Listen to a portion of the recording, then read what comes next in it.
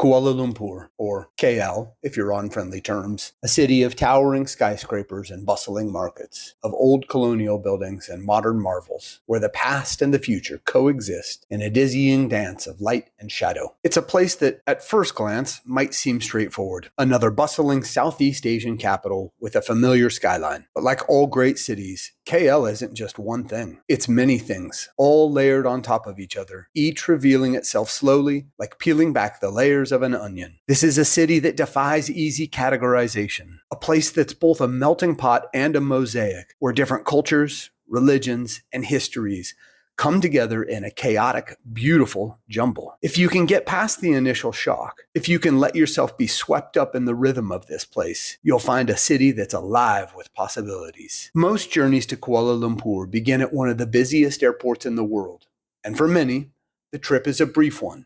A few days, a stopover on the way to somewhere else. Maybe you've planned to tick off the tourist stops. It's a checklist that's easy to follow, and one that leaves you feeling like you've seen KL, understood it. But the truth is, this city doesn't give itself up that easily. Kuala Lumpur is a city of contrasts, a place where the ultra-modern and the traditional sit side by side, sometimes uncomfortably, sometimes seamlessly. Look one way, you see the iconic Petronas Twin Towers. These 88-story giants are the crown jewels of Kuala Lumpur's skyline, a symbol of Malaysia's rapid development and ambition. For many, they're the first image that comes to mind when they think of KL. And sure, standing at the base of these gleaming towers, it's hard not to be impressed. Look closer, and you'll see that these towers are more than just an architectural marvel. They're a reflection of Malaysia's complex identity, rooted in Islamic design, funded by oil wealth, built by a nation eager to stake its place on the global arena. These towers stand as a testament to what Malaysia was, is, and wants to be. Look the other way, and you see streets lined with old shophouses, their facades faded and crumbling, but still standing, a testament to the city's colonial past. But KL isn't just about the skyline. It's about the people who call this city home, the diverse mix who have made this city what it is. And with this diversity comes a culinary scene that's second to none. This is a city where food isn't just a necessity, it's an obsession. It isn't just something you eat, it's something you experience. It's more than just sustenance, it's a way of life. It's the lens through which you can truly understand this place and its people. Every bite tells a story of the people who came here from all corners of Asia, bringing their culinary traditions with them. Nasi lemak, nasi kandar, char kway teow, these aren't just dishes. They're pieces of Kuala Lumpur's history, evidence of the city's unique ability to absorb and adapt to make something new out of the old. KL's culinary scene is a reflection of its diversity, its history, and its soul. The flavors here are bold, unapologetic, a blend of Malay, Chinese, Indian, and countless other influences, all coming together to create something uniquely Malaysian. And the more you eat, the more you understand. You start to see the connections between the food and the people who make it, the stories behind the dishes, the way a single bite can transport you back in time to a place where cultures met, mingled, and fused together into something new. But it's also not just about the food. KL is a city of neighborhoods, each with its own unique character and charm. So if you really want to understand Kuala Lumpur, you have to look beyond the obvious. You have to seek out the places where the history of the city is still alive, where the past hasn't been completely paved over by the march of progress. Kampung Baru is one such place. Just a stone's throw from the Petronas Towers, this Malay village has somehow managed to resist the tide of development that has swept through the rest of the city. But even Kampung Baru isn't immune to the pressures of the modern world. The gleaming towers of the city's financial district loom just beyond the village, a constant reminder that change is inevitable. In Bukit Bintang, there's a frenetic energy that's almost palpable. By day, it's a shopper's paradise, with gleaming malls offering everything from high-end fashion to local handicrafts.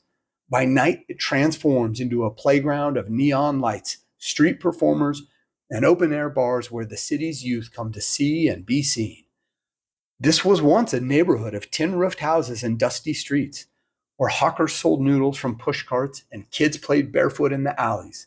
Now, It's a symbol of KL's rapid modernization, of a city hurtling toward the future. There's Little India, two of them. Brick fields, where the streets are a riot of color, the air thick with the scent of incense and jasmine, and the sounds of Bollywood music blaring from the shop fronts. Masjid India, a neighborhood that feels like a world away from the glitz and glamour of the city center, but just as much a part of KL's identity. A place where tradition is celebrated, not hidden away. Walking around Chow Kit, you may just find the gritty side you thought was missing from the picture. And then there's Chinatown, centered around Petaling Street. It's a place where the past and the present collide in a burst of color, noise, and energy.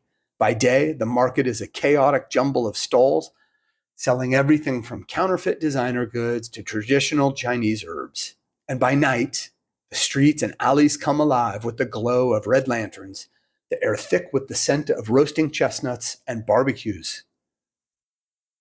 Chinatown is one of the oldest parts of Kuala Lumpur, a place where the city's Chinese community first put down roots.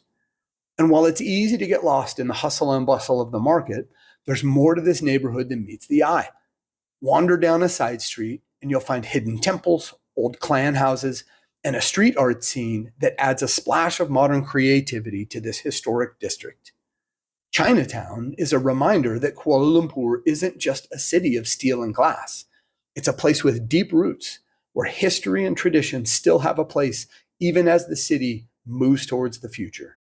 The longer you stay in Kuala Lumpur, the more complicated it becomes. At first, it's easy to take it at face value, to see the towers and the temples, to eat the food, and think you've got a handle on this place.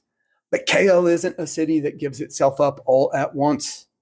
It's a place that reveals itself slowly, layer by layer, with each new discovery leading to more questions, more curiosity, more of a desire to stay, to learn, to explore.